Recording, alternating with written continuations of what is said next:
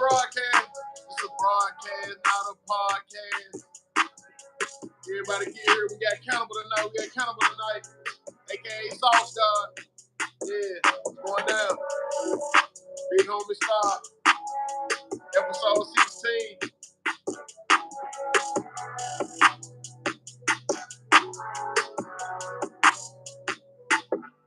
News you can use broadcast. It's a broadcast, not a podcast.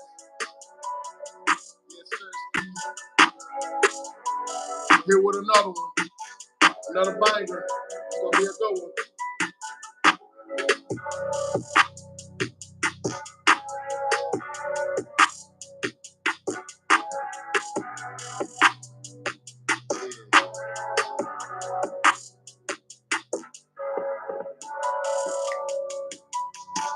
Shout out to Deuce.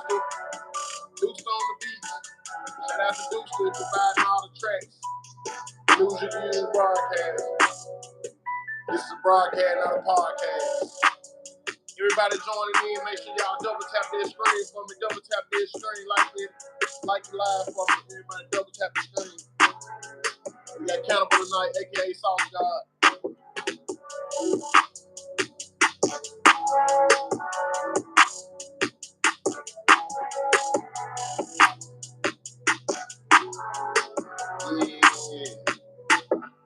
Yeah. News you can use broadcast. This is a broadcast, not a podcast. I am your host, Big Homie Star. What's going on, y'all? We got Cannibal tonight, a.k.a. Sauce God. This will be a good one. You know what I'm saying? Another classic in the books. I'm stamping it now. Big Homie Star. We got some things been taking place this week. Right now, Thursday night, we're in the process of the Miami Dolphins are losing to the Buffalo Bills. They taking a beating right now. The score is 31-10 in the fourth quarter. 4 minutes left. What else we had going on this week? I know everybody, we all seen Shannon Sharp, Uncle Shay Shay. Uncle Shay Shay, his phone went live, and he was with a young lady. He was with a young lady, you know what I'm saying? And they was getting it on, they was getting it in. You know what I'm saying? In the background. What y'all think? Y'all think it was staged? Y'all think he accidentally went live? Or was it staged? Well, he definitely went viral. If he was trying to go viral, he did that. He did that for sure.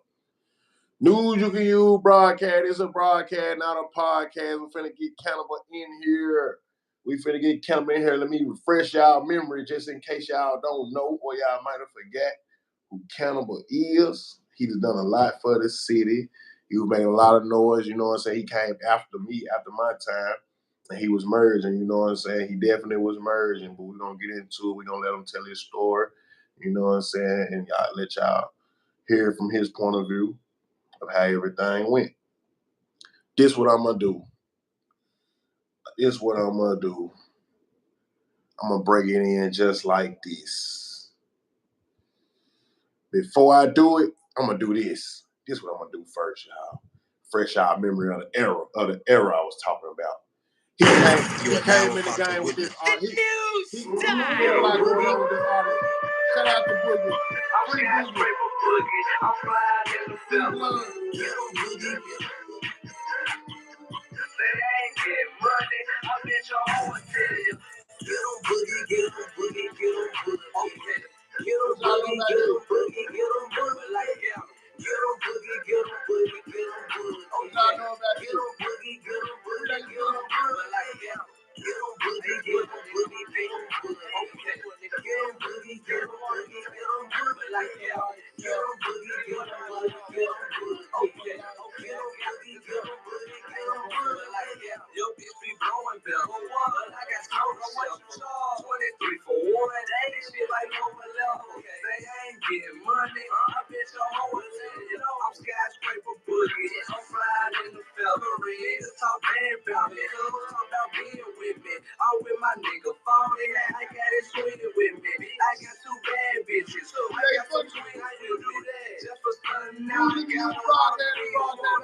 I got soldiers, blocks and cities. I'm in the kitchen, I got boulders. Blocks on the kitchen. Let's see what's up my guns. I'm gonna jump with it. If you do, just bring those kids and spin. Underlay, yeah. Get on boogie, get on boogie, get on boogie. Okay. Get on boogie, get on boogie, get on boogie. Like yeah.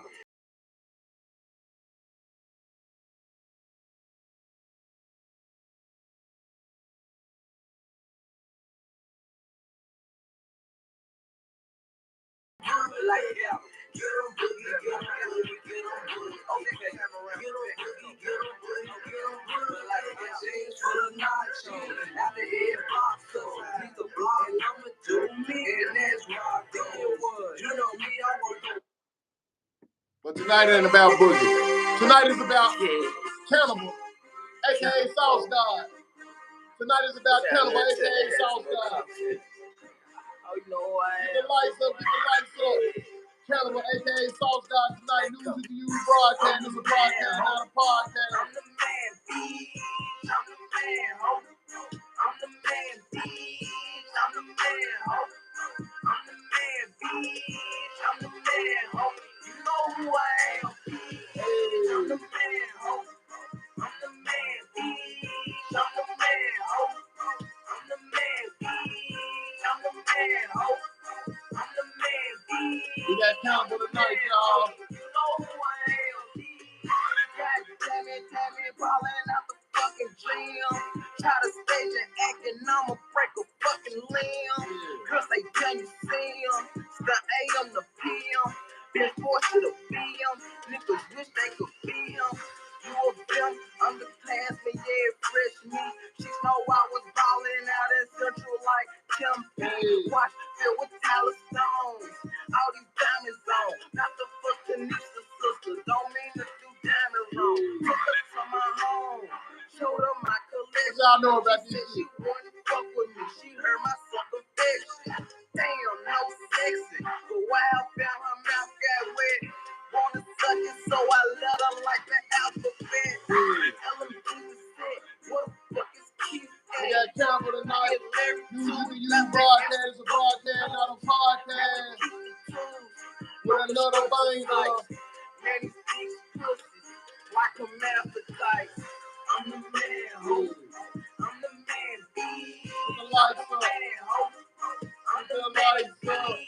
I'm Put the lights up. Put the lights up. I'm the man, ho. You know who I am, B. Hold on. Hold on, real Hold quick. on. I'm in the studio. Hey, this little bitch. She this my What my, y'all my know girl, about my little Cannibal? friend or whatever. She been trying to get me to come over there to fuck her. I want you to press record while she talking and shit. I'm finna put it on speakerphone. Alright, come on. News You Can Use broadcast is broadcast, not a podcast. Big Homie Star episode 16. We got Cannibal tonight Man. with another banger, another exclusive. Why you trying to do me like in this? the chat, double tap the screen. See, you might go. See, I already know you. You gonna run your mouth. I didn't even tell her. Do you not remember me promising you what I promised you? What y'all know Have I about said Cannibal? anything about that? Is much that I talk to this girl? Nah. Okay then. I'ma think about it after I leave the studio. Huh? I'ma think about it after I leave the studio. Cause okay. You know what I can say? I told you weren't gonna get up this morning, G. Okay. Hey, I'm record. Hey, drop that beat soon. Woke up the other day, said I would write a song. Chicken the bed on me, just a bra and some panties on. Thinking I got a girl, why would I do it wrong? Cause life's short, and the way I live, I won't make it long. Back in high school, most these bitches went all on me. If I ain't like pussy, then that shit would've got to me. Friends go behind friends back just to talk to me. If LaBria found out, she would snap like photography. Hey, LaBria, like, watch a couple of you kick, cause some of your friends ain't straight. But anyway, yeah, I'm back with the shit. Music exposed, ho. Now, your name just so happen to get mentioned in the song. I apologize. That's so how I was, they play my songs in the parking lot. Yeah, I had to go back up in there like a parking spot.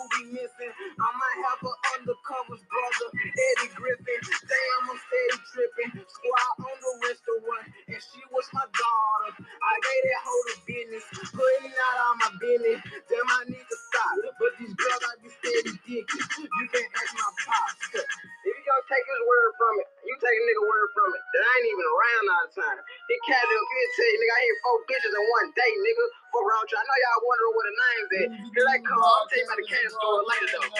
Let's go. You can laugh if you want, gon' curve my space slick dead. Need to find chastity. I miss that bitch head. Just I was sex enough, tell me you could do better, bruh. Getting swallowed by a model chick. What mind telling you? Another chick named Chastity Gill.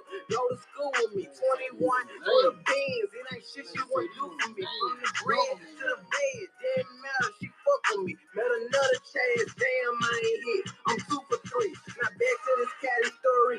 Damn, you gotta love it. When it picked the chick up for him and his cousin, the girl said that man was ugly, but shit, I ain't judging. Said she liked me in about an hour we was fucking. Didn't even know her name. Went back to drop her off. Her mom was waiting for us. She tried to block us off. Tried to snitch on me like her mom would believe. But one problem, sweetheart, you don't know my name neither. Nigga, earlier that day, nigga, I had to marry bitch from Claymore home, nigga. Y'all know Nigga, about then Cannibal. later that night, I had to like drink a bitch as AJ cousin, nigga. Then I hit the Shay bitch. Nigga, y'all niggas ain't fucking with me now. I do this shit. Let go. I was feeling like a villain in the house, bumping no ceilings. She texted me, said she wanted to swallow children. Came over, told her thanks for giving. Like the pilgrims, I'm ignorant. All her name, Trinity Gillis. What the hell do I get these women? Just tonight I hit another one. She really tripping. Yeah. Thinking it's a joke, man. I text back, yeah, right. Then she Cannibal, what's going on, brother? right. I'm texting What's back, going on? We smiling. just were vibing. We were vibing to your shit. What's Can you going hear me? on? Can you hear me? Yeah, I can hear you. Yeah, I was just rapping the jump, man. So it feel good listening to the jump. I heard that in a minute. Yeah, they were fucking with you in the chat. They said bring back so many memories. I've been getting a lot of good feedback about the interview. You know what I'm saying? I put the post up and they hitting it. They was like, man, he was so bumpy. His tape was so bumpy. And I had a couple people in the game reach out to me and let me know that you was their favorite rapper. So that's what's up. Before we get started, I can bring the phone a little closer to you or turn it up some so we can hear you a little louder. Let me make sure mine up so I can hear you. Can you hear me? Can you hear me better now? Am I a little louder? Yeah. Okay. All right. Look, y'all. First of all, I just want to say I remember doing my thing, you know what I'm saying, in the streets, moving around and checking the game out. And the game was kind of the standstill. We was rocking and rolling, you know what I'm saying? And then I started hearing this name emerge. And they was like, Cannibal. And I was like, Cannibal?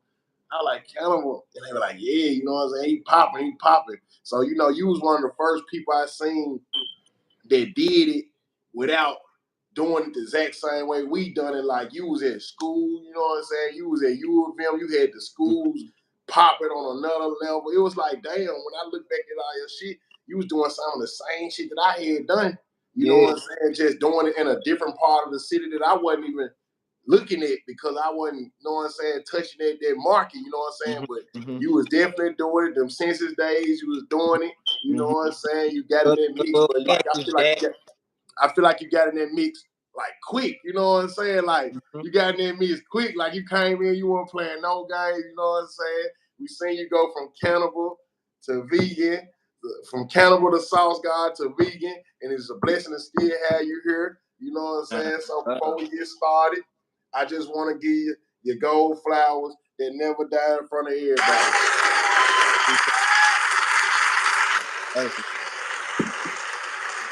That's love. That's love. Man. Cannibal, what's been going on? How you been doing, bro? Man, everything, bro. I'm currently back in Memphis. We have a vegan food truck on Highland called Kill Years Vegan, man. We open Wednesday through Saturday, so come through 12 p.m. to 6 p.m. Come through, check us out. Just bringing more uplifting and healing vibes to the city, more empowering things to the city, man. Making Memphis safe again. You feel me? Nah, that's what's up. That's important, bro. That's important. But we gonna get to that. We gonna get to that more down the line. Right now, we gonna start from the beginning. Yeah. What made you? What day did you wake up and decide I'm finna do it? I'm finna be a rapper? Man, in Memphis is deep rooted in just music itself, whether it's blues, whether it's rock and roll, we just have that essence. So it's like growing up, I was always surrounded by music, being in the hood, even if you're not a rapper, you done made a song, you been beating on the green box, whatever the case may be. So I've always been like engulfed with the culture, but it wasn't until like I it was Player Fly, Nobody Needs Nobody. That was the first song that I ever learned like word for word. Like I wrote it down and repeated it. You feel what I'm saying? And just by me being able to just like have the bravado and have the swagger to be able to even repeat something like another rapper, it gave me inspiration to be like, oh, I could do this myself. So that Yeah. was really the inception of it. But it started off with me battling. So I would like battle in the parks and stuff like that. And I remember one time I was battling, it was at the fairgrounds or whatnot, and I had battled like probably like 7 dudes that day. You feel me? And I ran through all of them, you hear me? And they was like, man, he eating them folks up. He like a cannibal. So I just kept the name and it stuck. So that's how it started. Okay. Yeah, I did a little battling coming up too. Queen New Yeah. said she did a little battling coming up too. It's crazy. Like in that era, like a lot of us, like that was damn near like one of the steps to getting Yeah, started. You know you what I'm really saying? had to be a rapper. I'm talking about like lyrical prowess, metaphors, similes, double entendres, alliteration, onomatopoeia, like all of those things. Like we were doing it for the sport, more so than anything else. And that's what I love so much about it. You know what I'm saying? Because it was something where it was like steel sharp and steel within the realm of rapping. So it was just like who could be the best rapper. So that's why I even came with the moniker like Brim, like, you know what I'm saying? Best rapper in Memphis. Who won it? You feel me? All right, I'm glad you just said Brim. What was your first of all? What was your first mixtape So my for the first ones that mixtape, don't know? it actually came out 15 years ago yesterday. It was called Armageddon, September 11, 2009, teenager. Yeah. But it wasn't until my third tape that I dropped, and that was in March of that next year, which was the Brim tape that really like took my career off or All right, what. so get into the Brim tape. The Brim tape. I Yeah. remember when you came with the Brim tape, me just having the ego that I had, I was like the audacity. Who do Yeah. he think he is to call himself Brim the best rapper? Because I remember being in the streets, right? Mm-hmm. Like it was two sides to it. You had fans that was fucking with your shit off top because you was Brim, best rapper in Memphis. Yeah. Me, I'm a gang member. So Right. on the gang side, they was like, who is our little blood homie? He Brim. You know what I'm saying? Yeah, Why I'm you ain't God. got no him? Who is our little homie? You know what I'm saying? I'm like, y'all don't know about him being no blood. Who is that? So Yeah. what made you come up with Brim, best rapper So, in Memphis? And what so made you have the audacity to call yourself best rapper in Memphis at that time? Well, like I said, my first tape, it really didn't like tip the scale as far as like in the streets and stuff like that. So I needed like something to add shock value, something that was gonna get people talking and stuff like that.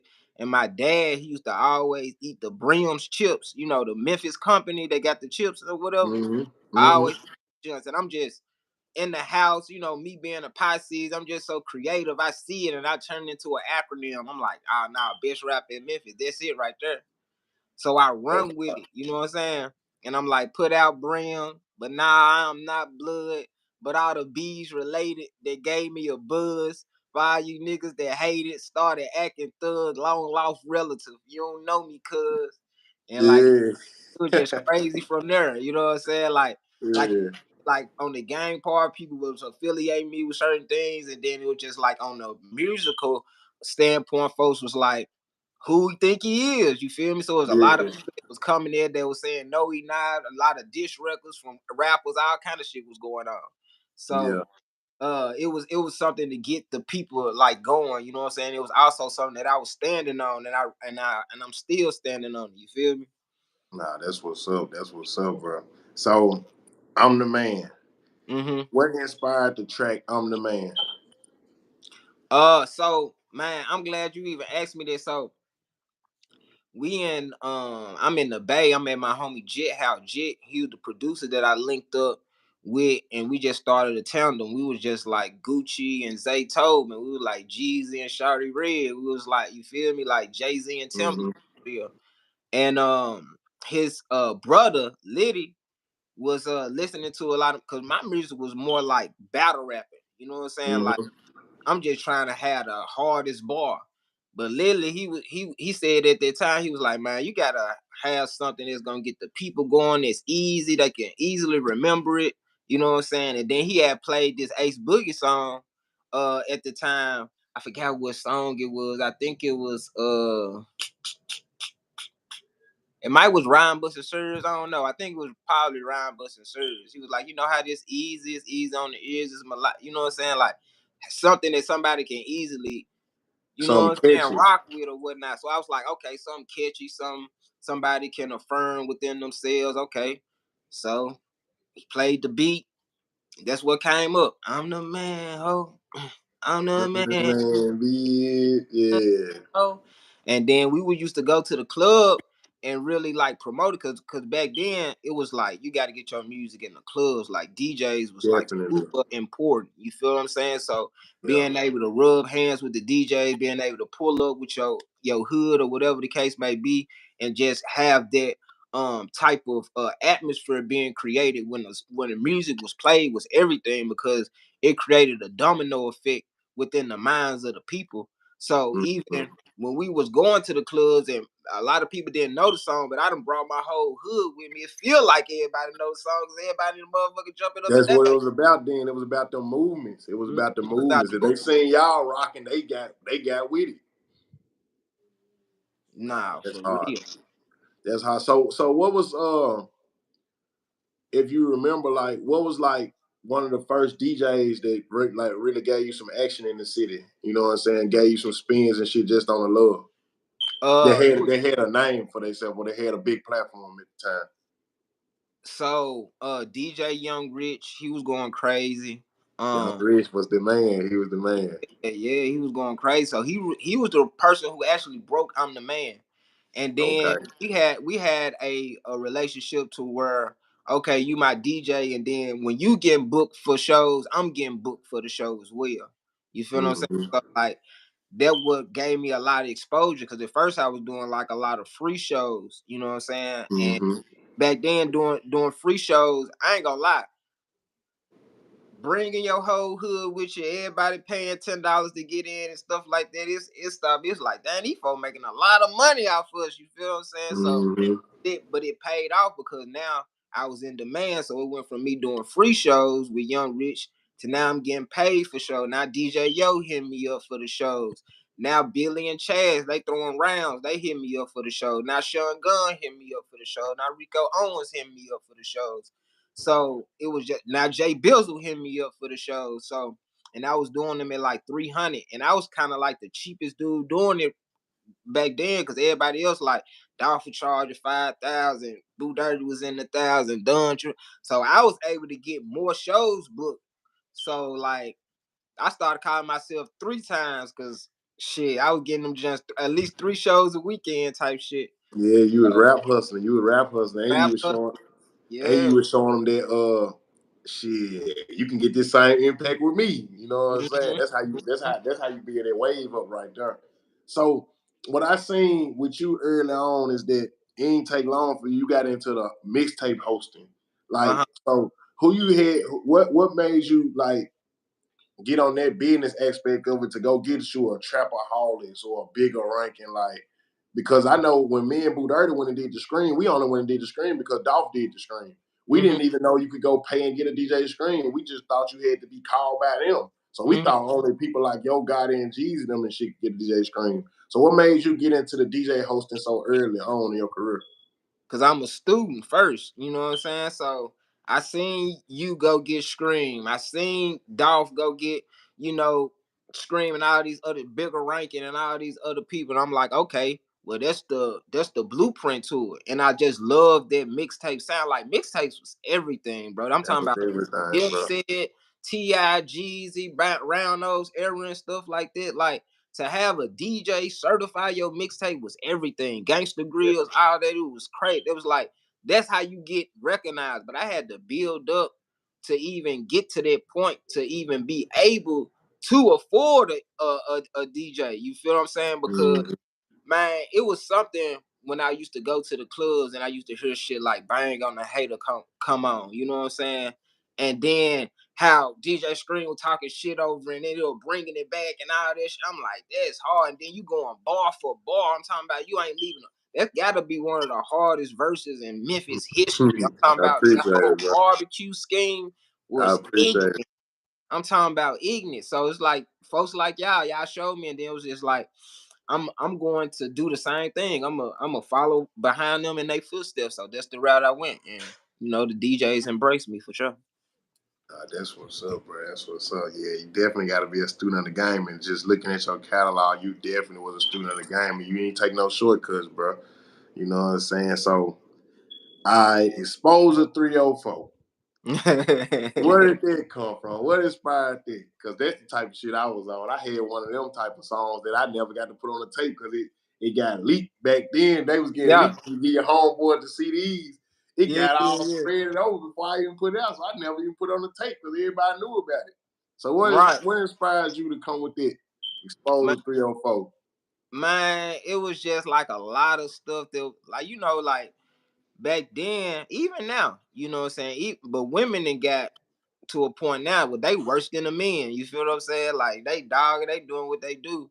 But back then, it was more so a thing that was talked about amongst the women in groups and stuff like that, and just little chatter that would go on, and women would do kind of all type of shysty stuff. Fuck with your main They were man. back doing. And, you know what I'm They saying? been Back back though, doing. it was a lot of that going on, you know what I'm saying? So we was like, man, who finna get the last laugh, you know what I'm saying? So that's really where that head came from, just like putting it all out on the front street, letting it know, like, you know, that's just how we was giving it up back then, and it just led to a whole lot of stuff. You feel me? That looking back on it, it was like bittersweet because like it did catapult my career to a certain level, but then the domino effect of it was like now folks making exposed pages, younger kids making exposed songs, folks getting locked up at school and stuff like that. So it was like a give and a take, and I learned from those things. Like, dang, that's kind of like fleecing the flock rather than healing the multitude. If I'm actually getting something from it to where I can feed myself, but it's leading my people more into degradation, I have to be accountable for those things like this. So that kind of led me into my transition later on when I started to see the effects of what the music was doing. Even just my safety as it pertained to me being a rapper, because now I'm out and people seeing me and they like Cannibal, and I don't know if this a fan or a nigga trying to snake me or this somebody cousin or Man. somebody brother that I done made a song about. You feel what I'm saying? So it was a Yeah. whole bunch of fights, a lot of shootouts, all kind of shit. Yeah, that's definitely going on, bro. That was detrimental to my whole career because I was really in the streets and my homeboys was doing so much. I don't know, every other day somebody calling me because somebody done something to him. Can I talk to him? Can I do something? I ain't Yeah, knowing who you is when you come up to me. So that's probably why I was a lot more closed off to people back then because I was too kind of deep in the streets and people around me was really doing shit. right, right, right. Yeah. I So I got a question for you, Star. I know this is interviewing me, go ahead. but, You ask me but a during question. that time, because like when you started off, you kind of like set the precedent for rappers coming after you. You know what I'm saying? And I know from my side, and when we was looking at it, we always saying you as the rapper of the clique. You know what I'm saying? You was the Mm-hmm. person that had the bars. You was the person that was finna take it to the next level. So what Mm-hmm. made you end up falling back and like kind of like pushing like Boo Dirty and that whole movement? Was that like a collective decision? Like what happened with that? It didn't start out as a collective decision. It started out with me or with my decision because it's like kind of like what you just said as far as the domino effect of the game. So it was like life was life and the music doing all this and doing that. But like you saying, like the exposed song or do you gotta think of I was making Right. bang music, I had real music as well. But Mm-hmm. everybody was gravitating to the bang music. But at the time you really had to be what you were doing. So I participated in it and I had people taking it further that looked up to me. So it was real stuff going on. And it's like when I brought Boo Dirty in, you know what I'm saying? I felt like as I got closer to the door, I was seeing how the rap game wasn't more so what I thought it was, you know what I'm saying, as far as really being a street person and being an artist. So I was so in so deep. I felt like Boo Dirty was more made for it. You know what I'm saying? Like as far as the characterization of being an artist, like he thrived off that kind of attention. I got to the point to where I started shying away from that attention because you got a show I just had and somebody got shot after the show, but we packed up, we left early. It used to be we come together, we leave together. As it started growing, you couldn't do it like that. You know what I'm saying? So it'll be somebody got shot or somebody went to jail, gotta get them something from their bill. They like their mama's calling me. So it was like so much real life going on with it that it was like, because I didn't start out as a rapper. You know what I'm saying? So it wasn't like everybody was telling me how you the one you made what you made for, but I think it happened like that for me, where everybody felt like I was the one because I emulated nothing but major people. I was a super student of the game as well. So I came in with a sound like a major person, and I carried myself like a major person, but I actually was real deep into the streets. And so by the time Boo Dirty came in, Boo Dirty was into the going out all the time. Ben was doing it. I didn't like to do it no more. I was the only one to come out when I'm being paid, and then real stuff happening, people going to jail, people getting a fight, getting a shooting. They saying it's for me. They saying everything that's happening. They saying it's for me. It's for me. I ain't asked for none of it though. I did this for you, did that for you. So it's like that kind of when that type of stuff started going on, I just wanted my guys to like take off and just come bring me out as like a Jay-Z. Like it's like because I studied the game like that. Like I kind of follow Jeezy footprints. Like the levels I see Jeezy do, I like emulate this. So as Jeezy started progressing and going, he went from the BMF days to the part where you just started seeing Jeezy. You know what I'm saying? So I wanted to be like that. Like I wanted to elevate, but I just was doing it so early. It's like, you know how it go, bro, when it's like you could be here, but your fans still right there when you was right there. All they want is this from you. And it's like to really keep relating to them, you gotta come back here. You know what I'm saying? Right. So that's what kind of made me like fall back like that, because it was a lot of real life shit going on.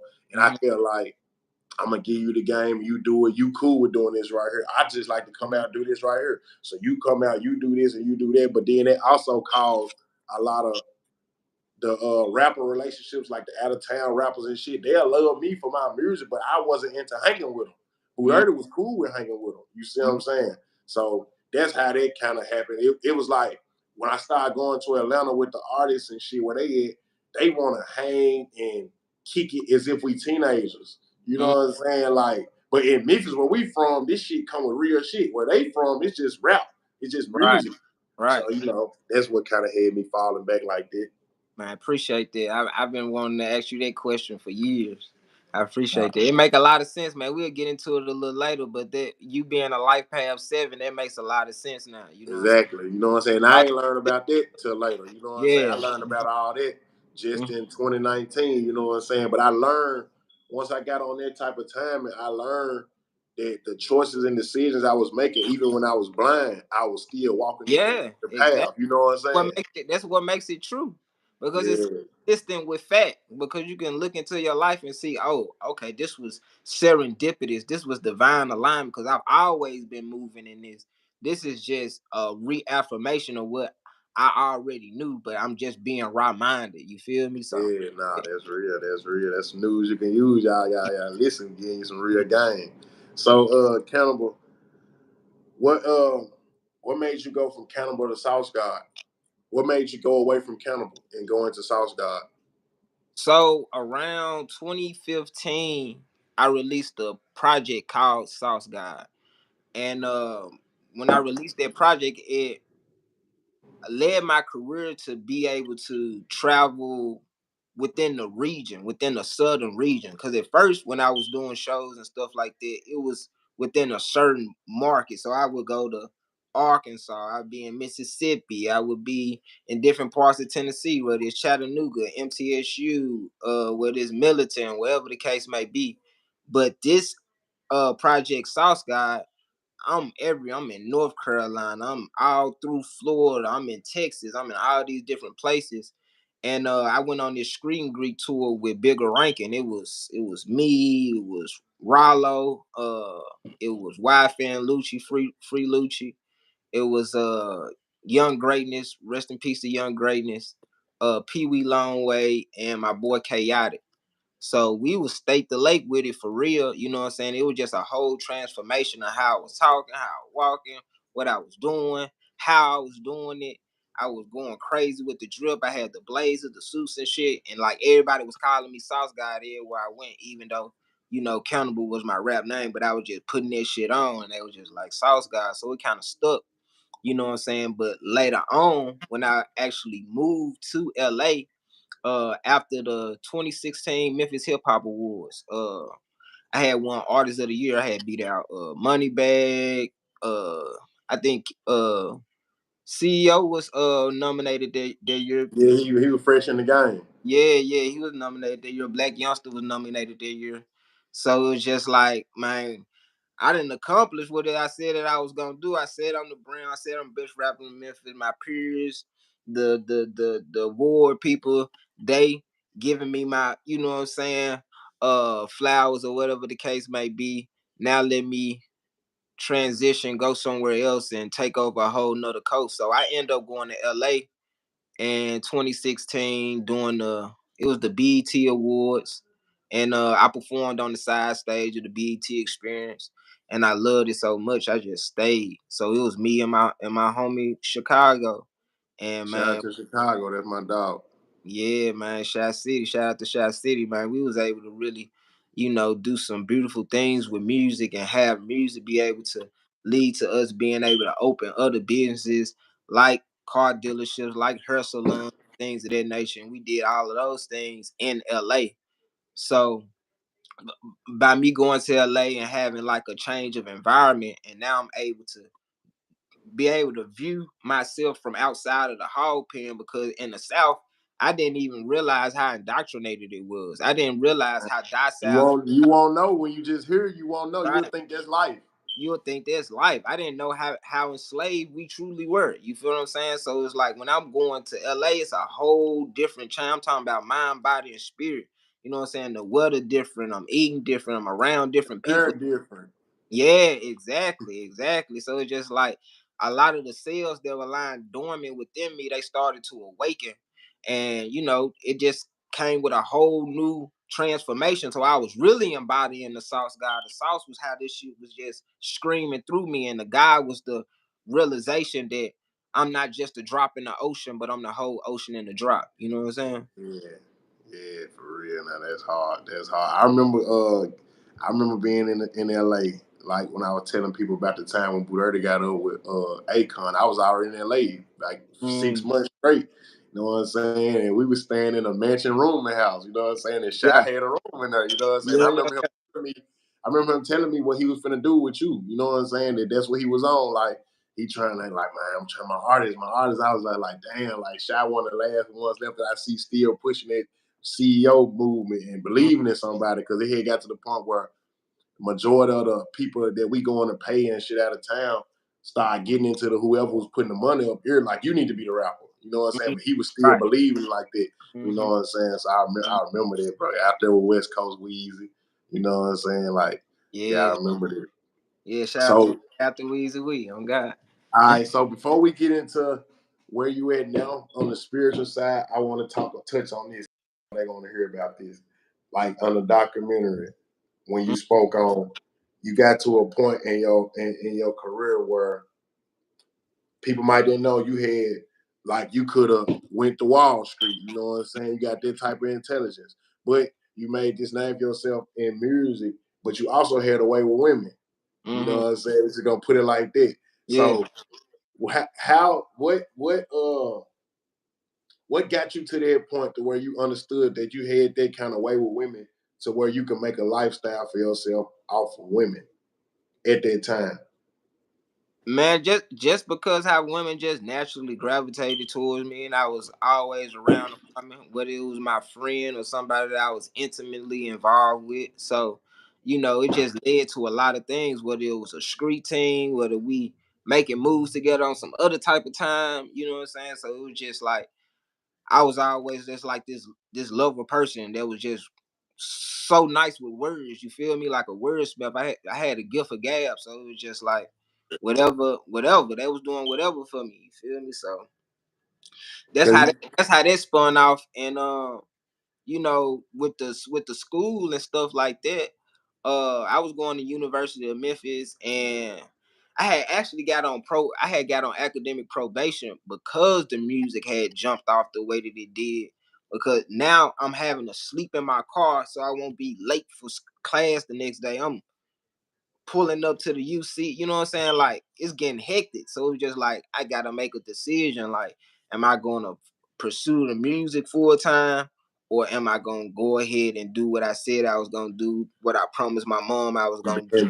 And back then, that's a tough decision, bro, because Yeah. you know, like I was gonna let the people in the chat know, like you'll have a lot of people say, if you would have made it, or you supposed to be in this. But what I be trying to get them to understand is at that time, what you saw people like me when I went from young star to king ass star to what they know now to you, Cannibal, the Sauce God, like we at that time that was making it. You know what I'm saying? Like we made it at that time. It wasn't a slot for a Memphis artist in the game like people would think like today. That Mm, was making it at that time. You know what I'm saying? So I be trying to let people know that because I be like, Project Pat was my favorite rapper, Kid Shine. Them I bought their CDs at the store. I can call them on the phone right now, talk for hours, shake my hand, daps, like that's making it. You know what I'm saying? So they probably don't be. I'll be trying to let them know about the timelines. Like at the time, that's the best it was gonna get. You know mm. what I'm saying? And that is making it. You know what I'm saying? Like they'll try to compare right now to where they probably see a money bag at, but we walk so those type of people can Yeah, run. You know what I'm saying? yeah, so they could fly, because it's like a lot of things that we were doing was laying the foundation for what's to come. Now, I remember going down to the board of education, having to get LLC, having to get certification just so I could get money to perform at the schools and stuff like that, because they wasn't even letting local acts even come through. But the demand was so, like, you know what I'm saying, crazy for the music. I did a lot of things that allowed other artists coming up after me to be able to go in and do what they needed to do. You feel what I'm saying? And just like looking back on it, you don't know. I didn't know what I was doing at that moment. I'm just living life. I'm just doing what I feel like is necessary for the next moves in a motherfucker career. But those things became like, you know, like cornerstones, like for the future generations. And I'm just grateful for it, because without those things, without us living within those time and living to the magnitude that we did it, you know what I'm saying, who knows what would have came from it. You know what I'm saying? Because these folks were like truly inspired by the music. You feel what I'm saying? Nah, These for real. A lot of these folks weren't even just doing music like that, but they started doing Nah. like Yeah, that. they started later. It was Yeah, people that was around that wouldn't even get involved in. They yeah. got involved later. So it's like they had to watch us climb, Mm, bump our head, mm, fall, climb back up so many times just to go at it one time. And then yeah, they don't know. A lot of people probably don't know back then, you know, you couldn't even pay these people for some of this stuff. Like, you know what I'm saying? Like, it was real gatekeeping going on. Like, you really couldn't even pay for some of this stuff that turned into later you could pay for. You mm, couldn't pay for it at first. You know what I'm saying? It didn't matter if you had more fans than the person that they finna get. It was like really like a system that they was not trying to let people in. yeah. And I'm grateful that we did what we did, because now motherfuckers really getting the bag from this shit. You feel what I'm saying? Like when we was when we was doing what we was doing, bro, it cost the motherfucker, so you was paying so much. It took you That so they long don't to get even out the see. red. You spending real racks that they don't even see, and we still going to get jewelry and putting that shit on a This day shit to day basis. crazy. Like It's you spending crazy. racks that they don't even see. It's crazy. And then we spending all this money to just get on certain sites and get certain people to shout the music Just for out, them to be going like, through "Hey, these all right, I promo see tools. you." Like it ain't even. You would think after we spent this money so many times, I'm in there now, but it just be we spend their money just for them to be out of town and be like, "Oh yeah, I see you." You Right. know what I'm Oh saying? God. And that's another thing that kind of was burning me out when I used to go to the A and I caught on. I was like, No, I caught on in the mind, but somebody really pulled me to the side out there in the A that was really big and told me like, you know, we mess with y'all down in Tennessee. They wouldn't even say me, they said we mess with y'all in Tennessee, but you know, really we got a family system here that we all in agreements that when y'all come here in Atlanta, we just make sure everybody get paid. We just get all y'all money and we go back to regular schedule program.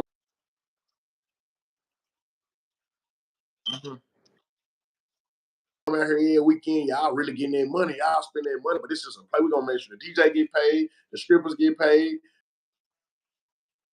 the engineer get paid, the get paid for the feature. Like they was running a play on us because they knew what we didn't know. And then it's like once I started to figure a lot of those things out, that's when we started throwing our own shows, you know what I'm saying? Booking our own DJ, paying, you know what I'm saying, a sorority, a frat, or whoever, a popping tastemaker, influencer to promote it or whatever the case, and we make everything off the dough. So that's how motherfucker was really seeing money off of the music, was through the shows, you know. And then I had put together my first tour. It was 12 cities, 5 states.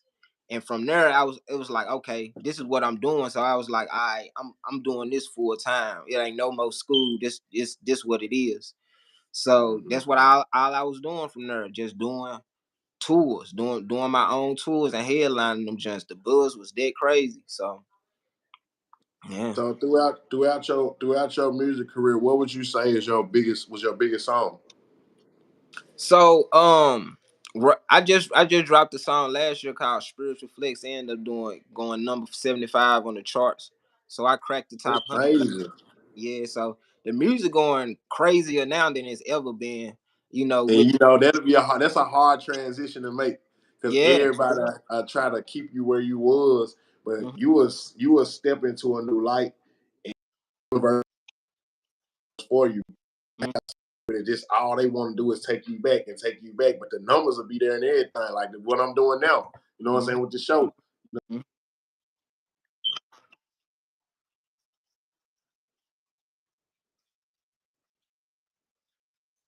Behind the scenes, you know, helping out with the next. I always been trying to find the next one that's gonna kick the dough in and bring everybody along. You know what I'm saying? But you know, with Memphis, with the people that still don't understand the game, that every time somebody finna go, know what's going on, they get mad, they get to beefing with them and all that. So it's just like we still on it. So yeah, bro, it's take a lot of faith, it take a lot of courage, and it take a lot of walking in the darkness, you know, because there are things that will leave, and it seems as though, man, I'm all alone. This ain't gonna pan out for me, but man, sure will, determination, and just faith in the unseen. And the man, listen, man, God will never forsaken you. If you feel that it's source driven, you're gonna be taken care of the whole way. So through my whole transformation process, I started to realize how powerful manifestation truly was and is, you know, and how powerful words are and how words do create words. You know, even in the book, it say in the beginning was the word. You feel me? So just understanding that and speaking that on my life and having everything around me transform in direct alignment with what it was that I was headed, it just made it just all that more, you know what I'm saying, worth it, you know. It took a So walk us through your journey. What made you have a spiritual awakening, or what? When did you realize like this is what's going on and this what it is? Like, you know what I'm saying, with no shame. How did that come about? So like I said, in 2016, I had moved to LA. So I'm in LA now, and I'm on a whole nother side of the country. So ain't no shows you for getting booked like that. If they is getting booked, it's just like some shit I can show up to, let a motherfucker know I'm out here. And if I'm getting booked for out of town shows, I'm only charging 2,500 by the time, you know, traveling, all this stuff get paid for. I did it for free. You feel what I'm saying? Yeah, for sure. So it was just like I gotta find other ways in which to sustain myself financially, you know, and that's when we started to open up these businesses and stuff. And I was living in Koreatown at the time, and everything was ran and owned by these people. And it's the first time I ever seen some shit like this. I'm talking about the grocery store, the motherfucking dental clinic, the restaurants. You feel me? And there better not be no Walmart for 20 miles, because you're not coming into our neighborhood and take away our jobs and our business. So it was just like, wow, these people. I learned about nepotism. You know what I'm saying? When these people are coming, staying so many people to a household, but they all working out of this one store that they own and operate, and it's going to get passed down through lineage as people grow and expand and stuff like that. So the children are learning math hands on. They learning reading, writing, arithmetic hands on. I'm like, wow, why is this not like that in our neighborhoods? It's just like a whole bunch of people that come to our neighborhoods and take away from it while leaving our neighborhoods and destitute. So that's what really started my spiritual awakening, for real. Nah, that's hard. That's hard, bro. That's hard. So, what made you get into the spiritual? What made you take your spiritual side into your music? Because I know that's a big step to take. It's just like what you were talking about. When you see the things that the music has done in its detriment, you know, the same thing that can kill you can make you stronger as well. You know what I'm saying? So it was just like me kind of like tilting it on his ass and balancing the scales, because I seen what I was able to do when I was unknowingly putting these frequencies out into the world. So consciously doing it, I can see, you know what I'm saying, that effect happened as well. So it was more educational and uplifting and empowering music that I was putting into it. And it started off really preachy, you know what I'm saying? So people weren't really tapping into it, you know what I'm saying? Because it was just like I was talking at people. And then I got a hang of it, and I just started talking about my experiences. And then that's what gave it a holistic and a balanced approach. So it took a minute, but I was able to perfect it. And now I was able to connect with other conscious creators and stuff like that from around the country. I just put out this tape called United We Stand 2. It's screaming on all platforms, and it got some of the top conscious artists in the game right now, whatnot. And it was just happened all over again. The same stuff that I was doing is Cannibal. I'm doing it at Sauce God now, but I'm doing it exceedingly abundantly above anything that I could imagine, because now I'm not just making music for myself. I actually have a school, and we teach the children through the music. So we teach them astronomy, we teach them biology, we teach them divine mathematics, we teach them how to grow their own food.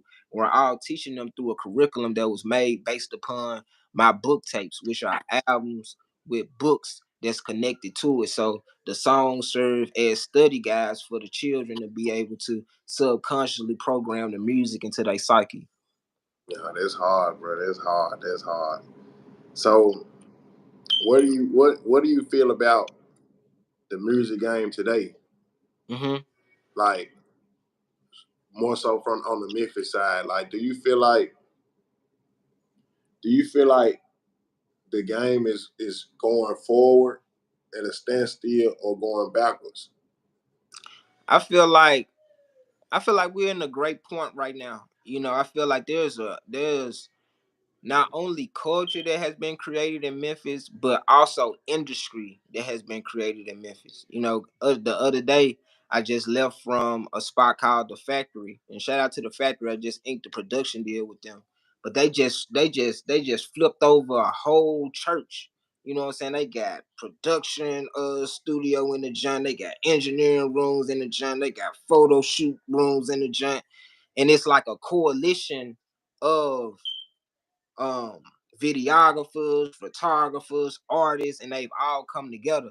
And this is something that it wasn't at our leisure growing up. We didn't know, it was only a handful of videographers, you know what I'm saying? Yeah, But for it's like sure, for sure. all these people got motion, they understand the power of collaboration over competition. You know what I'm saying? So it's literally creating industry, creating jobs for people, and it's creating a way of life for people to be able to be like, okay, there's actually avenues for me to go down. There's actually things that I can get into that could catapult my career. Like even with you doing the podcast right now, we didn't have platforms that we could go to when something was coming out, or we can promote something. We had to go to That's the why big, I'm doing it.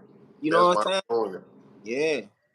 Yeah, that's why I'm doing it because you got platforms out here now, but I know it's a money game, and and Mm-hmm. I just got sick of seeing the acceptance that they give our artists that it's like they just following the protocol to where like boom, you get one of the biggest artists on the show. They ask them, is it who is it some artists in Memphis, and they'll say probably one or two people that they know that people know about, but it'll be a whole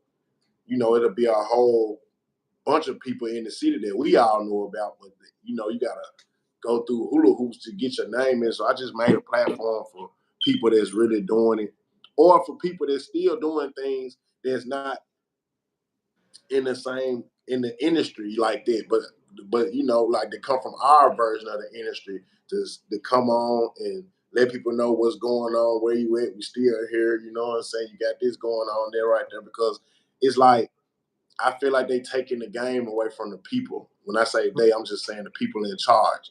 Mm-hmm. Like it's like the game, the people make the game, the people control the game. But in a day like today, I don't think the fans feel like they have the control that they really have. I don't think they are aware anymore of the control that they actually have. So I Mm-hmm. made a platform, you know what I'm saying, so the people can get direct, you know what I'm saying, to all walks of life. You know what I'm saying? Because it's Yeah. like they taking away a lot of choices, even with the presidential debate. I want to ask you about that. How Okay. do you feel about the presidential race? We don't do politics and we don't do religion, man. We don't do now one of those. We can't, because it's like we have to take control of our own narrative. We have to create our own so that we control our own.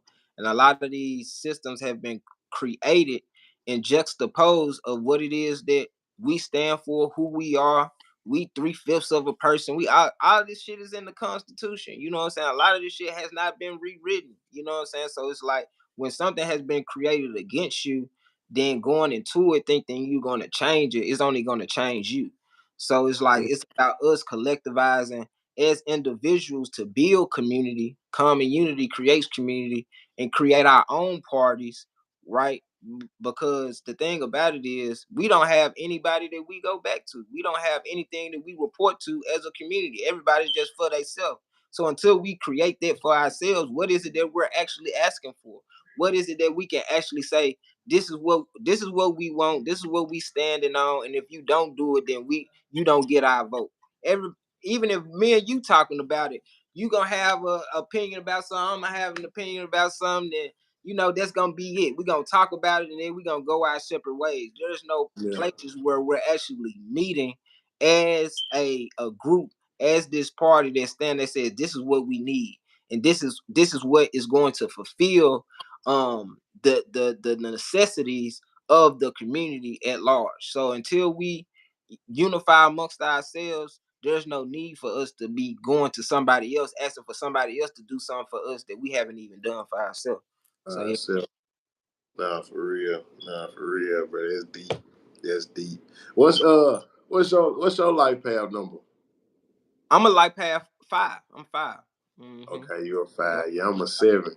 I found out about all that. It's crazy because like I was just going through stuff and just naturally just experiencing things, and then I had people chime in and tell me like they just tell me they highlight what's going on, like you this or you that, and this, but they'll tell me after I just naturally said something. I Mm-hmm. naturally did something. They be like, "You did what you're supposed to do at the time. You taking action. You did this and did that." So it just be amazing to find that type of stuff out. You know what I'm saying? And how to about the universe, bro. You know what I'm saying? Like, but Yeah. I had to get to a point, like you said, like I had to get to a point to where I'm not here to try to push that on nobody else. You know what I'm saying? I just got to a point to where I'm more so being it, and I had to come back because I went so far away. You know what I'm saying, from stuff with my knowledge that where I was just keeping it for me. So I had to find that balance to Mm-hmm. go back and touch. You know, like to do my job. You know what I'm saying? I had to realize that I have a job. You know what I'm Right. saying? So yeah, like But yeah, yeah, bro, I'm grateful that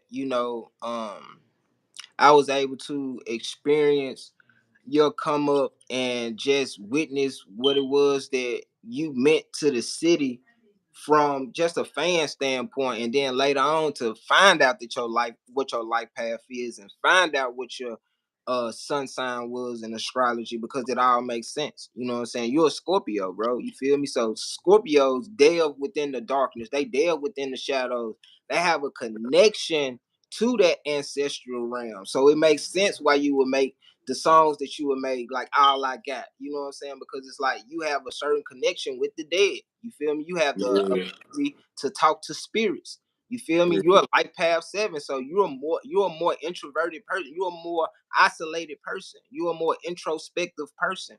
You're not a person that's like out in the forefront with everybody else. You can go out there, but you're gonna go back into, you know what I'm saying, your Yeah. isolation when it's all said and done. You feel? Because that's your happy place. That's where you create the magic. That's where you have this ability to tap into this intuitive person that you are, to tap into the wisdom of the cosmos. You can actually like access this shit when you're with self. When you're with others, that shit kind of get distorted. You know what I'm saying? Yeah. You know what I'm Yeah. saying? Like it's hard to even communicate that with others, because it's like everybody ain't where you at.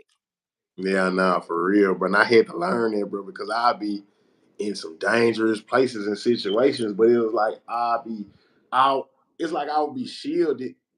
It's like because it was like hard. It was hard to figure it out because I could be in these dangerous places that's probably not meant for me to be here, but at the same time, it probably be meant for me to be here at the time just for this lesson that I'm finna get. But it was like if it was my choice, I would have been somewhere where it's all good. Mm-hmm. Same type of atmosphere, same type of energy, but it's all good. But I'd be with everybody else. But it's like shit'll go on, but I'd be shielded. You know what I'm saying? It was like, damn, because it's like Mm-hmm. I could be in the pool pit with the heathens and Yeah, be it's like straight, you a know what I'm saying? But it's vortex like around. I can't, it's like they gotta fail to come back and they always come back to me. Like, he Mm-hmm. was right. He was right. He Mm-hmm. was right. He said he was right. He was right. You know what Mm-hmm. I'm saying? So now I'm just like walking the walk. Cause it's like when I think about it, that's how all this started with my homeboys rapping and all that. Like, if you didn't want to listen, that's how Budurti came about because Budurti was a student. So it's like, if you didn't want to listen, I'm just from the show. You know what I'm saying? I'm just gonna walk the walk, and y'all catch on. Y'all catch on. Moneybag was the same way. You know what I'm Mm-hmm. saying? They was knowledge seekers. You know what Real. I'm saying? Yeah, and you like the old soul. You always been like the old soul. Like you been here before. That's a life path 7. So you even encompassing this OG, you know what I'm saying, moniker, and just like embodying it is right up your alley, because that's who you are, bro. You feel what I'm saying? You're the wise one that's been through, that can give aid, that can give suggestion, and people listen because they know that you've been there before. You know what I'm Yeah. saying? So you taking this seed of self is very important in this day and age, because OGs are necessary, bro. They're so necessary because there's no decorum, there's no moral, there's no integrity, there's no honor amongst these motherfuckers out here right now. These children are reckless. You know what I'm Yeah. saying? It's way crazier than when it was when we was growing up. Man, I ain't gonna lie. Niggas was getting crowned as knockout kings when I'm growing up. You know what I'm saying? Ali They took Almurray, that out the game. You knocking get nigga out out the now. You game. They know you might as well kill him out there. You finna try to kill your ass. You don't. knock a motherfucker out now. That's crazy. That's Nah, crazy. for real. It's a whole. We went from playing nigga knock to niggas knocking and running straight into the crib. Ain't nobody running. You feel me? So it's like knowing the consequences of actions, and from somebody that was actually in that seat of self, means a lot. You know what I'm saying? It means a lot. So I got to tip my head off for you, even doing the things that you're doing, the way that you're doing it, and giving it up the way that you're doing it, having the conversations, having that decorum. You know what I'm saying? And being able to hash things out. You know, even if motherfucker had a disagreements, even if a person feel a certain kind of way about a situation, you've been able to create a platform for people to be openly able to talk about certain things. A lot of people don't talk about shit, and motherfucker feel like this person said this about you or that about you, and it just be some he say, she say type of shit. You feel what I'm saying? So creating those safe environments for men, because you are respected amongst them, means everything, bro. Nah, I appreciate that, bro. I definitely appreciate that, bro. I had to wake back up and get back to it because I really always played this role. Like I had a hand in so many different people, whether they was in the streets or not. You know what I'm saying? When they came my way, I had a hand, but it's like my homeboys tricked me for a minute, tricked me into keeping me for themselves. And I was like, and I seen how they was being malicious with their actions and getting this good knowledge, getting this good direction, and being malicious with their actions. And I was like, nah, that's because that ain't even how I started. Like, I'm gonna do this with all type of people. You know, I got relationships with all type of people in the game. So I'm just getting back to that, bro. You know what I'm saying? Like you said, just having a place where people can come, a safe place where people can come talk. You know what I'm saying? Because these fans don't be knowing, bro. Like the fans only can get what the people give, and you know, a lot of times, you know, they just don't know. And then with social media, you know, they put the highlight on certain people that they want to see what's in their face. You know what I'm saying? Like they got the shadow banning going on. It's not even easy to find people no more. You know what I'm saying? So we're just bringing it all back, bro. It's just all coming back full surface, bro.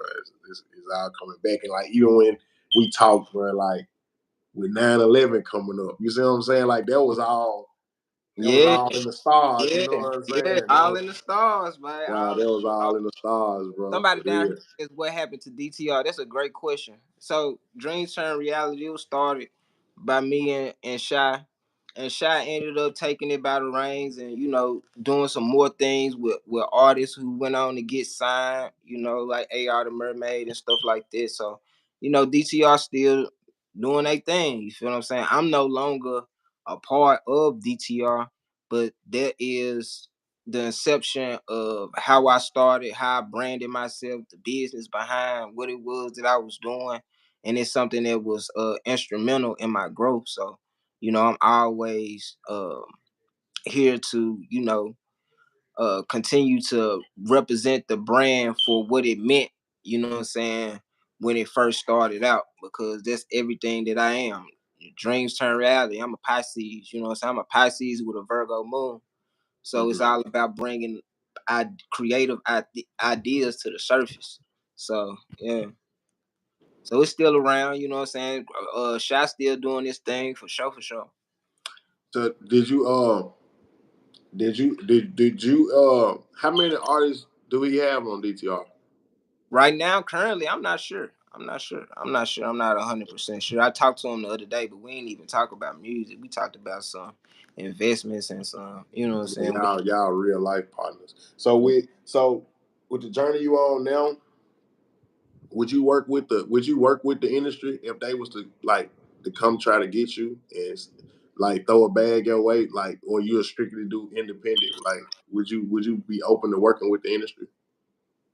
I don't know. I guess it just depends. You know, it say never. You know, it just depends on what the deal was, what it consisted of, how many years. You know what I'm saying? Like, Creative control. yeah, creative control, stuff like that. But for the most part, you know, creating your own to control your own is everything, bro. You know what I'm saying? To have 100% ownership of your music, your rights, your masters, that's everything. Because like me being able to ink this production deal and then being able to put all of my old catalog back on streaming sites, that's a whole nother bag. There's like I ain't gotta give you know what I'm saying to nobody. I own this shit. You feel what I'm saying? So that means everything. That's residual income for the rest of my life. So it's nothing like that. But people always would like to be put on a certain type of pedestal or promoted to a certain demographic outside of what you're able to reach. You know what I'm saying? With your money and your resources and just your reach as an artist. You know, so people are I'm always thinking about stuff like that, but it's the internet now. You know what I'm saying? This shit wide open. It ain't like back in the day. You feel what I'm saying? Like you can do this shit from the comforts of your home. You really don't even need no damn label. Now for real. So dude, so like with you being Sauce God now, do you still answer to Cannibal? Like I know some people just gonna strictly call you Cannibal. Like, do you denounce Cannibal or do you run it together? It's just like a different, you know, like another level of you, or is it a complete separation? Because I Man, went through that a lot of times in my life. You know, I went from Young Star, King and Star. I came with Road. Like I call it beefing with my ego. I'm all yeah, these things. So yeah. do you own still own Cannibal and everything Cannibal stand for and Sauce God, or do you denounce it? Yeah, so I like to say I'm gone with the wind, but I'm at peace with the leaf. Because it's like I embrace all parts of myself, because a lot of people still know me as Cannibal, so it's Mm-hmm. just like, and I love what Cannibal meant for, the city of Memphis, for me, for others, for surrounding cities, you know what I'm saying? So it's just like, I love this shit for real. It just shows the evolution and the fact that we continue to metamorphosize as human beings, you know what I'm saying? It's just like the story of the water. It goes from a liquid to a, you know what I'm saying, to a gas, you know what I'm saying? So it's like, it's even a solid, you know what I'm saying? So it's just like we're constantly transforming throughout this cycle of what we call life. So embracing and understanding that each part of your journey led you to be who it is that you are today creates a homeostasis within the body to where you can be at peace with all versions of yourself. Exactly. You got to be at peace with all of it because you got to have it to get to where you're at now. You know what Got I'm to. saying? Yeah, Got for to. sure. Cause it's a lot of people that's so heavenly that they know earthly good. They haven't went through anything. So a lot of it is just like intellectualizing rather than actually having the experiences to even get you to this point. So that's the whole thing about the Heiru's journey of awakening. You have to go through the root chakra. You know what I'm saying? You have to go through the dirt. You gotta go through it to get to it. Ain't no skipping no steps in this shit. You feel me? For real. I see D-Mac asked about, D-Mac said, you and Jit had a good chemistry. Y'all need to run it back.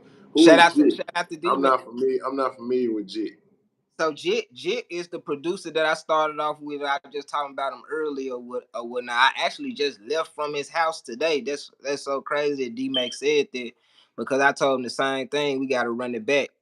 Jit got some joints out here. He got some plaques out here. He got Is a that gold Jit the Beast? Jit the Beast, yeah. Okay. I know Jit. I know Jit. Yeah. Jit the Beast. He did 90% of my beats. That's what's up. Y'all still locked in now. Yeah, we That's what's still up. locked in for Just, sure, for I sure. love to see the blossoming of it, man. You know what I'm Yeah. saying? Like I had to, like I seen so many people take off later that I worked with early on. I was like, Mhm. damn, like they think a lot of people came overnight, but it's like not the case for Mm-mm. majority of everybody, bro. You know what I'm saying? Like I remember Tay Keith was giving me beats back then, bro. Back Like then, nobody I'm didn't talking want to about get his beats. D Mac wasn't even making beats. You know what I'm saying? Like Yeah. came later and then like look where he took that shit. So it's just like, bro, I just love the essence of where we're at as a city because people are actually being able to make money from this shit now and feed their family and shit. And I feel like this so important, bro, because we've been doing this shit for so long. We deserve this shit. You feel me? Yeah, I feel like back then, bro, they was paying us with fame, bro. Like Yeah, we exactly. was getting the fame. We had the fame, but it wasn't the money. Like they Mm-hmm. was paying us with the fame, but like they was spending us good in the Man, rap game for years, bro. You man, know what I'm saying? And man, then the city, bro. when it, then the city, as far as the actual city, the government of the city won't even stand behind us. Like you know what I'm saying? With the fans, it was like it was crazy, but it was all necessary though. You know what I'm saying? It was all necessary. I love the transition I had. I just love to see it working, bro. You know what I'm saying? Like, especially like for Moneybag to be where he at. Like, I just love to see an example of that. I knew what I was talking about. Like, I was like, you was right. You know, it's like the universe telling me you was right. You know what I'm saying? Because I knew then. So I just love to see that it was possible. That it's possible, bro. You know what I'm saying? Another question down here say, how can we listen to the old mixtapes that I grew up with you as Cannibal and Ace Boogie, Machi, Dunny, Dunn, Trip, Starlito. Shout out to Central Class '09. So yeah, I'm just signed a deal, a production deal. I'm coming out with a docu series. The docu series gonna drop in December. It's gonna be 12 episodes, and each episode is named after one of those mixtapes from back in the day. So y'all gonna be able to relive those moments, hear from not only me, the horse's mouth, but other players in the game that's you know doing their thing. They superstars now, and you get to see them. interacting with me as youngins. You know what I'm saying? And man, it's gonna be crazy. Yeah, it's about to be crazy. So I'm about to drop everything. To answer the question, I'm dropping everything on streaming sites starting the top of December. But I'm releasing it with a documentary. It's gonna be a whole series.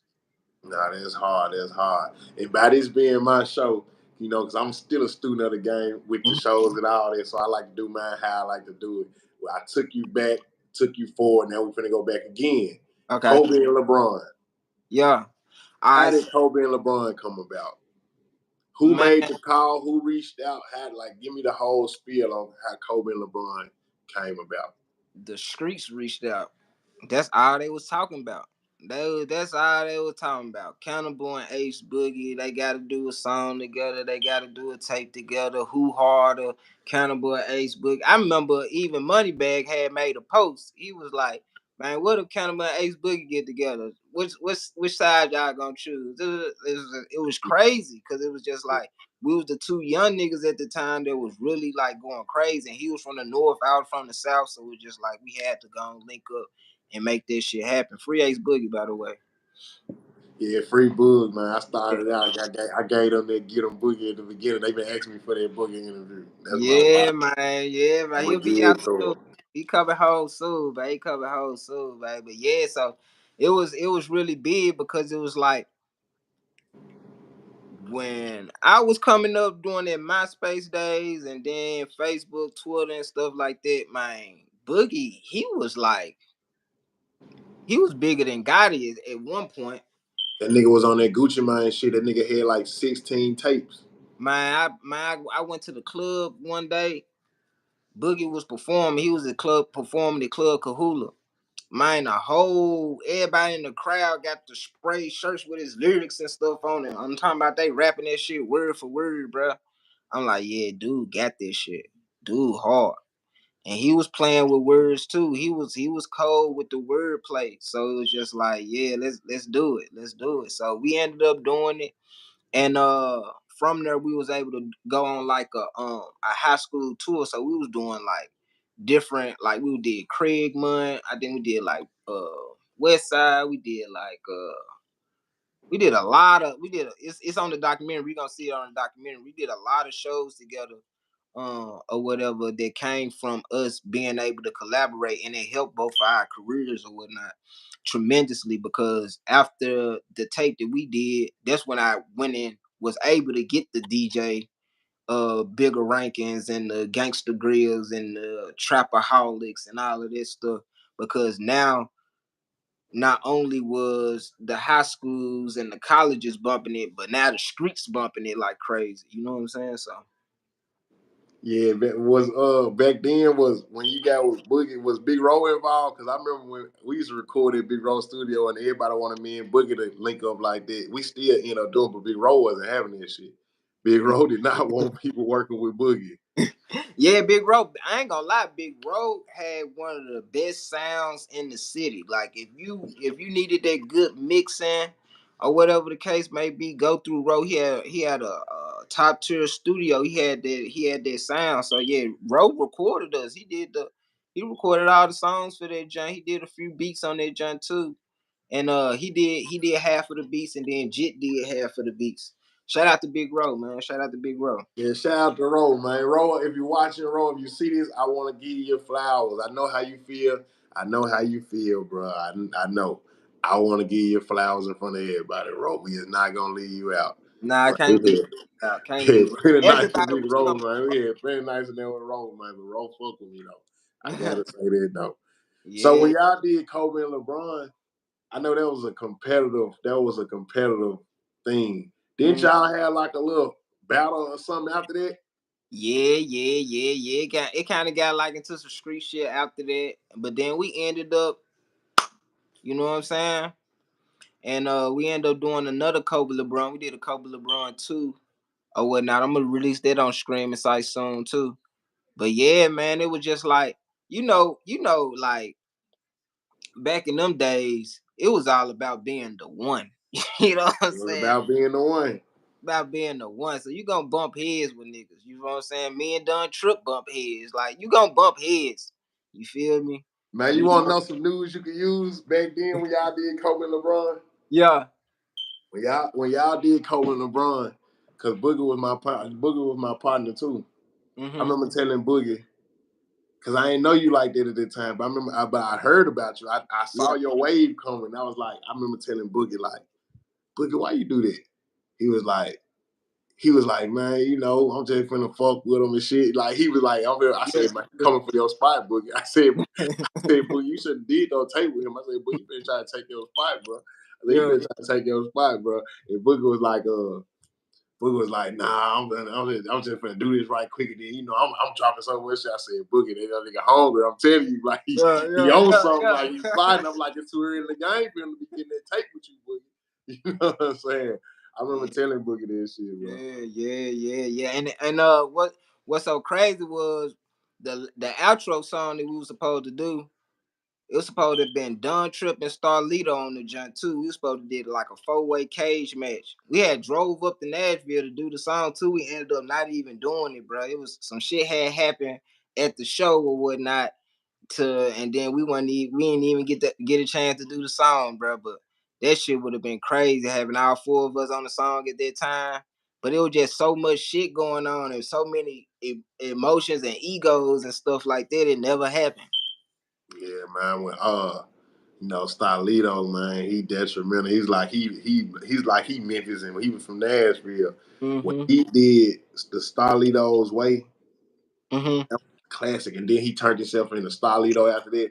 I was trying to find a way to do that for years, like to recreate myself in that kind of way. You know what I'm saying? I was trying to do that so bad, bro, because that was so hard how he came with Starlito. He pulled himself out of All-Star cast. Like, it's like some people don't even remember All-Star.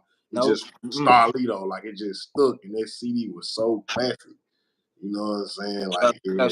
Starlito, because like Starlito, he was another one with the pen. You know what I'm saying? Like, a lot of people give Southern artists flack. We got some real spitters, my nigga. You know what I'm saying? Yeah. And we had to learn how to put that bop with it. So we really was better. You know what I'm saying? I'm talking about pressure. You hear me? Pressure.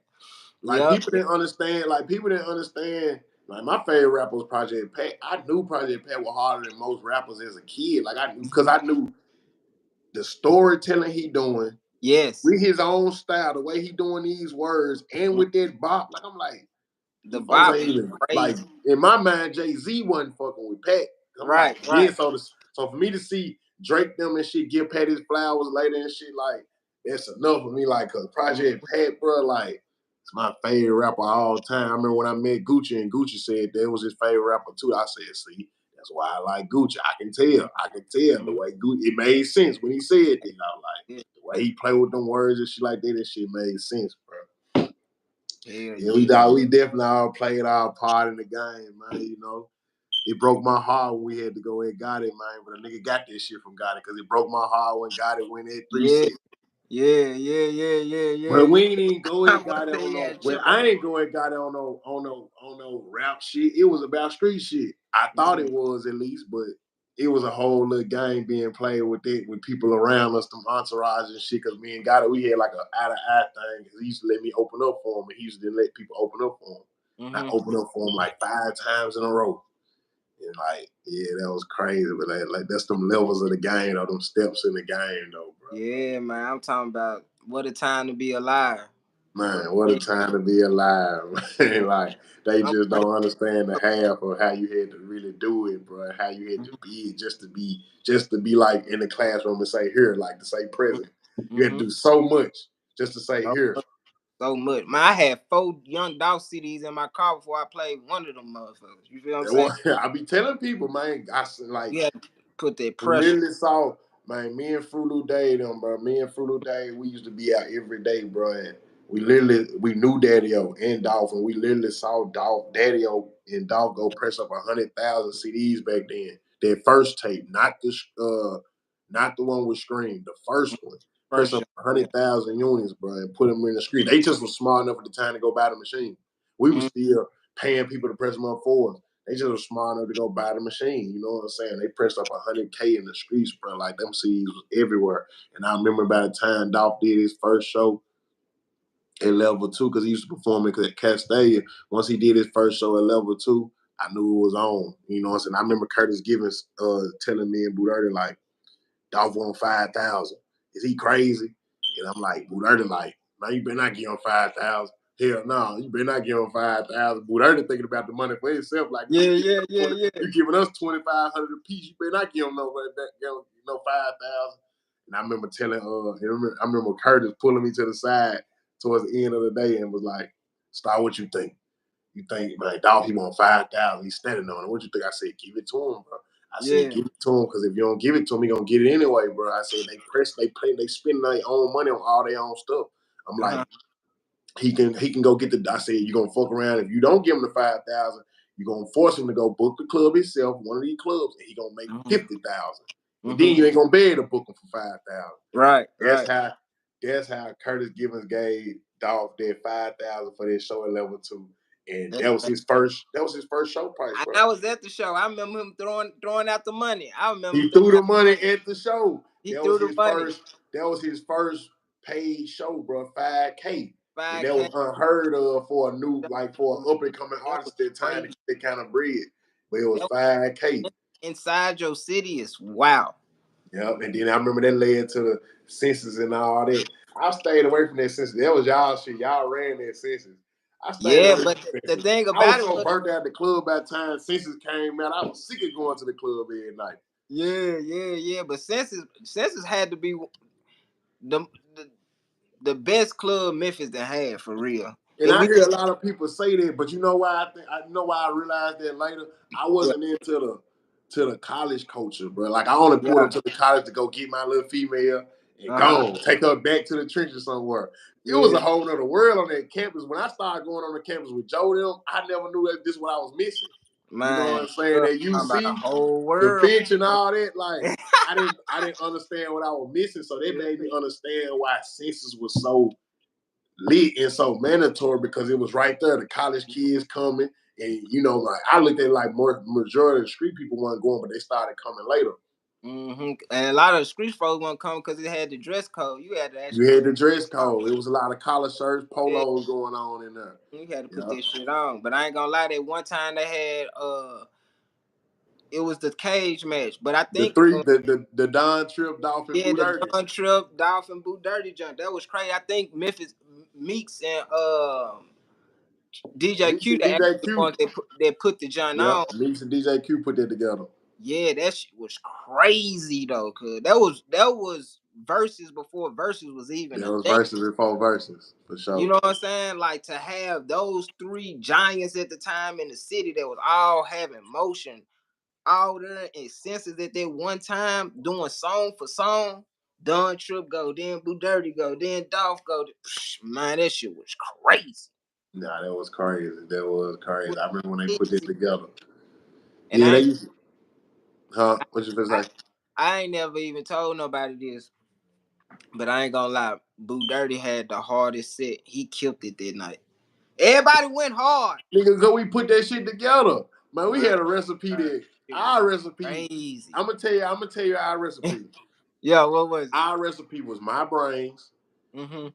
So they let you know the level of the music right there. The level got to be my level of music or better. It can't be lower. Memphis Track Boy was part of this recipe. It's me, Memphis Track Boy, and Boo Dirty. First, Memphis Track Boy put together a recipe, then Boo Dirty. Before Boo Dirty was rapping, he was part of the recipe because he used to try to be like Shy or something, like they want to be somebody manager or some shit like that. He was the hype man for a nigga, like the coach for a nigga and shit like. So our recipe, bro, we'll put the recipe together where it's like can't lose, like it's no lose with this recipe. And I remember for that show, we made sure he had a undeniable recipe. The reason why I went on this show because they used to try to do me and Boo Dirty is with one price. And it was like, I used to be like, hell no. They wouldn't book us separately. Like, they'd try to get us for the same price. They'd give. That's the same thing that was doing with EP and Dow Jones with the paper chase. Exactly the same thing, you know what I'm saying? So I hold back because we was really swinging and shit like that. So I'd be wanting to trim out the money. I let Boo Dirty go do this and go do that, you know what I'm saying? But they'll try to get 2 for 1 with me and Boo Dirty. And Boo Dirty go get that bread. I'd be like, hell no, they got to come with this or come with that. Right. That's what they used to try to hit us with. I remember seeing when Trip and Stylito came together, I was like, that's part of how hard it was, bro, just to get a foot in the door. Like, you would get a foot in the door where they know you, but it's like you still ain't known in the industry. Like, you Right. gotta put some giants together just to get one foot in for real. Nah, that's real talk. That's real talk. You had to get in where you fit in for real. You just actually had to pay what you weigh for sure. If You you weren't definitely had paying to what pay you what you weigh, weigh. you wasn't no rapper at all. You know what And I'm that saying? shit heartbreaking when you pay what you weigh and you pay the wrong shit. You pay the wrong people. Like, that Man, shit, some people didn't come back from there. Like, that'll that crush your soul. wow, bro. You know, we was paying DJs in this city, that city, find out they ain't even played our shit. I ain't even spending They this only shit. played it when we was right there. You know what I'm saying? Like, Them folk had they man, you hear me? hey man, it was some finessing Oh, going on for sure. It was yeah. definitely some finessing going on, bro. Like, if a nigga would have knew then, I learned the artist and DJ game from Future. When Future and Esco, when we met them, like, they forced it on them. They looked up, they was together. Like, he was at DJ at Magic, Future was the artist, Magic Esco playing Future shit in the heat of the moment in the club every night, mandatory. And it's like they forced it on their city. We really didn't have it going on in our city like that because the DJs was damn near bought out already.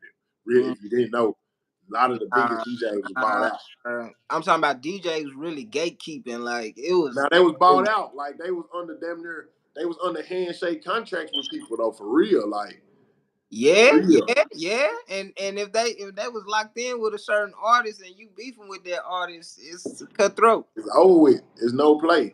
No play. We definitely don't even want to say that we see you in the club tonight. Right. Like, for real. So that's what made us going fighting and shit and wrecking and shit. Like, it was just so many. I seen the game change so many times, bro. Like, it was at a time when beefing was necessary.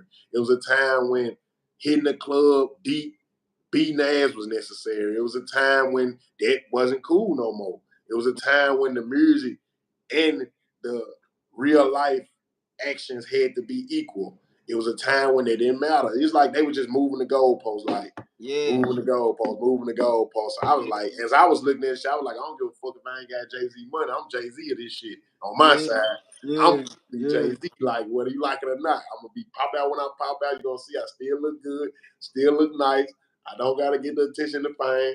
My man's still in the game. I'm still, you know what I'm saying? I'm still coaching and shit like that. You know what I'm saying? Yeah, I've seen the game change a lot of times, bro. Yeah, definitely. Yeah, man. But I will say when we was outside, you had to be outside for real. You had to actually be You to be stepping outside for real. was on, and it wasn't just no rapping and you know what I'm saying, going in the house. But I'm talking about you had to be on it day in, day out. Whether it was you passing out CDs or you living the lifestyle and you popping it. You know what I'm saying? Because like we had like MySpace and Twitter and stuff like that, but it wasn't like what it is now. Like people actually seeing people out. You know what I'm saying? Like, and it was something to see your favorite rapper out. It was something to That's why see. that's why a lot of our stuff, like how they got social media now, a lot of our stuff is lost files. You know what I'm saying? Because we was on them cameras. You just Yeah, ain't no telling who got where the camera at, who got the camera, who got the footage. You know what I'm saying? It was definitely there though, for it was sure. there. It was Some there. epic times, like some real epic times, bro. Some epic times, bro. Before we get out of here, Cannibal, Sauce God, I want to ask you a question. Hit the Because light. I seen some while I was following your journey throughout the years. I've been following your journey. Yeah, Polygamy. What's your thoughts on polygamy? man. So when I was starting my quote unquote spiritual journey, there was a lot of things that I delved into, and one of the big things was nation building and what it would take to build a nation and what was the current state that we were in as a people and what type of transition and what type of alterations would we have to make in order to get us to where we were in ancient times. You know, so one of those things that I learned was that we practiced polygamy, you know, and we had a multitude of wives if you were able to have that. You feel what I'm saying? And it was more so based upon you being able to raise a village, you know, with the children and things within it. So it was less of like having orgies or threesomes or just trying to be that nigga or whatever the case may be. And it was more so, okay, this is what we need in order to save this lineage, or for this person to be fruitful and multiply, and have this man's mind be able to be 10x by his children, because these are his seeds. You feel what I'm saying? So it's just like a lot of us have been hoodwinked, we've been bamboozled, we've been beguiled. A lot of us are living within the darkness and the shadows of who we truly are, and there's only a chosen few left. So it's like, because it's so many, it's just so slim pickings with the men that we do have, is only right that those men become polygamous, you know what I'm saying, and be fruitful and multiply. For real. It's hard. It's hard. I hate to let them know because, you know what I'm saying, like they might don't know, right? Like Cannibal had a few. Sauce God had a few. Like, you know, you got niggas out here. Got niggas out here, Sauce God can't get one. You know what I'm saying? They can't manage one. So I That's gotta a let them lot. know. It's a lot, man. And then different situations cause for different interactions with women, because having multiple women is it look cool on the outside looking in, but it's a lot to deal with. It's a You lot. feel me? It's a lot, bro, because it's women. You got to deal with emotions on the day in and day out. You know, that's crazy. You know what I'm saying? You gotta give attention. Man, I know the attention crazy. Like women want that attention, man. They'll fight for that attention. It's so many insecurities, you know what I'm saying? There's so much jealousy. It's a lot of stuff. It's a lot of things that you go through and you realize about yourself as well. So it helped heal generational trauma as well. But it's like a big thing that you putting on your shoulder if you saying that you doing poly. You know what I'm saying? So I did poly for a minute. I tried it. You know what I'm saying? I put it down for a minute. I was focused only on my partner at the time, and now I'm at a situation where it's just like divine partnership. You know what I'm saying? Like, if it makes sense for the situation, versus, okay, this is what I'm doing, because I went down that path and I seen, okay, there's a lot of uh attachment and lingering and going towards certain things only because of voids that people are trying to fill within their lives, versus us coming together and forming Voltron. And I didn't want those type of parasitic relationships. So it's just like, let me focus on myself, and whoever else is on their way with me, versus bringing people in and feeling like I can build them up and do I. Nah, you gotta already come like, Having to be the teacher. yeah, You nah, having to play teacher, like you get knocked off your journey now. right, right. Yeah. Nah, that makes sense. Nah, it makes sense. It's hard. It's hard. It's hard, though. It's hard. So on that note, y'all, we're gonna get out of here. This was another banger. I brought y'all Cannibal, Sauce God right now. You know what I'm saying? But we definitely, y'all asked about Cannibal. You know what I'm saying? Y'all gonna get it. I also know about somebody trying to put together a major show for the city of those times. You know, I'm gonna holler at you about that and Okay. let you know, because you Yeah, definitely, I no, know they definitely want you to be a part of it. You know man. what I'm saying? This was a very fruitful conversation. You know what I'm saying? I appreciate you. I've seen your growth. You know what I'm saying? It's good to see you walking in your truth and still being you. You know what I'm saying? And still, you know what I'm saying, on your journey and doing your job that you already, you know what I'm saying, done, bro. You know what I'm saying? Like, you did a lot for the city, bro. You did a lot, bro. Like, I can't wait till that documentary actually come out. You know what I'm saying? So they can really say, like I told you, bro, like what you sent me when I got through with it, like I was glued Yeah, to the yeah, end, bro. You know what I'm saying? Like, I was glued to the end, bro. Like, that definitely need to be out there, bro. You played a major part in the game, bro. You know what I'm saying? It's good to have it. I'm finna find. I've been talking to some people that was filming back then and got footage. Like, I'm finna collect all footage I can. yeah, I'm finna yeah. be putting that stuff out there, bro. You know what I'm saying? We gonna do this some more. You know what I'm saying? We gonna come on again and really talk some of that talk to them. You know what I'm saying? Yeah. We gonna be teachers. You know what I'm saying? We gonna get to teaching them. You know what I'm saying? But today I had to bring them on to let you know, to talk about your journey. You know what I'm saying? So they can see where you came from then till now, bro. You know what I'm saying? And I appreciate you for coming through. It's News You Can Use broadcast. It's not a broadcast. It is a podcast. I'm your host, Big Homie Star. I brought y'all Sauce God, aka Cannibal. This was another banger. Cannibal, Sauce God. I'm gonna hit you up when we get off the live. I appreciate you for coming through, bro. Love. Love.